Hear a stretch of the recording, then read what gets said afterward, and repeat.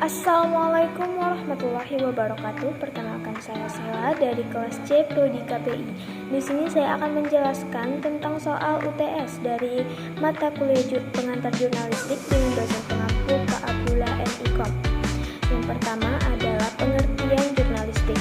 Jurnalistik itu adalah proses sistematis mengumpulkan, meliput, menulis, dan menyebarkan berita secara objektif dan faktual.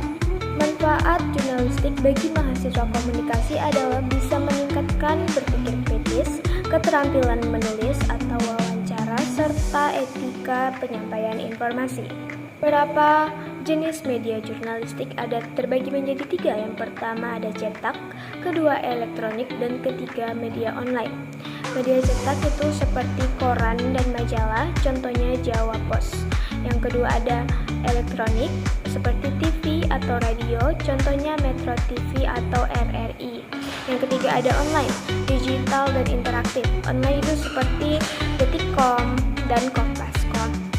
Jurnalistik menerapkan teori ilmu komunikasi seperti proses komunikasi, efek media, dan audiens dalam praktik peliputan dan penyampaian berita. 3 profesi yang bisa saya lampirkan adalah reporter, editor, dan presenter. Reporter itu tugasnya adalah liput lapangan, wawancara, verifikasi, dan tulis berita. Terus editor yang pastinya koreksi konten, pastikan kepatuhan standar dan etika. Dan yang ketiga ada presenter, sampaikan berita langsung di TV atau radio, dan juga memandu acara. Soal ketiga ada fungsi dan peran jurnalistik. Jadi fungsi jurnalistik itu ada informasi, memberikan informasi kepada masyarakat di Indonesia, terus edukasi, mengedukasi tentunya, terus kontrol sosial, wakil publik, dan perekat sosial. Contoh pengaruhnya ada investigasi kasus korupsi IKTP, memicu proses hukum dan reformasi pengadaan, liputan KJI tentang kartu prakerja dan dana COVID-19, dorong audit dan perbaikan mekanisme anggaran. Untuk soal nomor 4 ada perbandingan jurnalistik sepanjang zaman. Yang pertama ada pada masa kolonial, yaitu pada masa propaganda, misalnya Bataviace Novelas. Sensornya ketat dan informasinya bias. Yang kedua ada pada masa Orde Lama, demokrasi terpimpin, pers jadi alat nasakom dan kualitasnya rendah. Yang ketiga ada Orde Baru, jurnalisme pembangunan, SIUPP, pemberedelan, Tempo 1994, dan monolitik.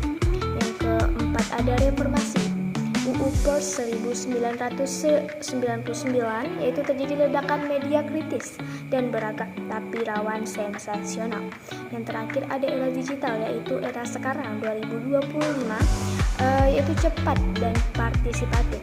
Tetapi citizen journalism, tapi banjir hoax, AI deepfake, dominasi platform, kredibilitas terancam meski ada potensi verifikasi berbasis literasi digital. Soal nomor 5 saya akan menjelaskan prinsip-prinsip jurnalistik, yaitu terbagi menjadi 5 bagian.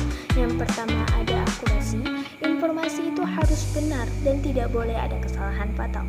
Yang kedua ada verifikasi, data harus dicek ulang dan tidak hanya berdasarkan satu sumber. Yang ketiga ada independensi, tidak memihak, bebas dari tekanan pihak manapun. Yang keempat ada relevansi, berita itu harus penting dan berkaitan dengan kepentingan publik. Dan yang kelima atau yang terakhir ada keadilan, yaitu memberi ruang dan perlakuan yang seimbang pada semua pihak. Contoh keberhasilannya adalah liputan investigasi korupsi dengan verifikasi ketat, misalnya KPK vs pejabat.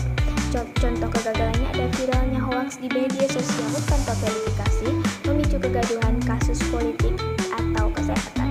Selanjutnya soal nomor 6 ada jenis jurnalistik serta contoh judul.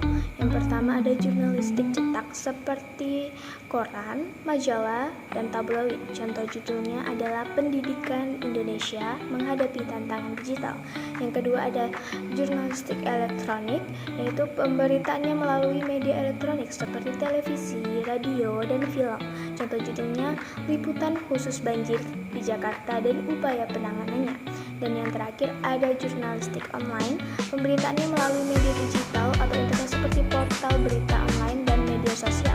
Contoh judulnya Tren Startup Teknologi di Indonesia pada tahun 2020.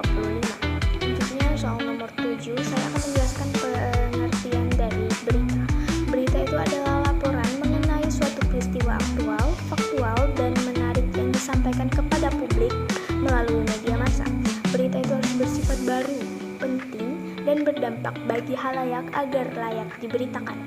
Unsur-unsur berita itu terdiri atas 5W plus 1H, yaitu what, who, when, where, why, dan how. Struktur penulisan berita biasanya mengikuti pola piramida terbalik, di mana unsur yang paling penting ada di bagian awal atau yang biasa disebut dengan lead, kemudian diikuti oleh informasi detail dan pendukung secara berurutan.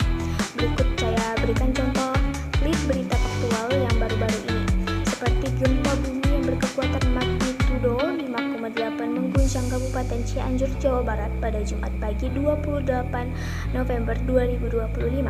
Sejumlah bangunan dilaporkan rusak ringan dan warga mengungsi ke tempat aman. Tim SAR segera dikerahkan untuk memastikan keselamatan masyarakat di wilayah terdampak. Untuk soal yang terakhir atau nomor 8 adalah kesalahan jurnalistik yang terjadi pada kasus tersebut terletak pada mengandalkan satu sumber anonim tanpa verifikasi atau beritanya tidak akurat dan memicu kegaduhan. Prinsip yang dilanggar itu ada akurasi, verifikasi, keadilan, dan independensi.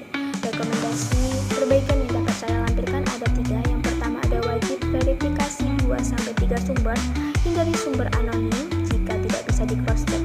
Yang kedua ada pelatihan etika dan cek fakta rutin untuk jurnalis, dan yang terakhir adalah terapkan SOP koreksi dan klarifikasi publik bila terjadi kesalahan.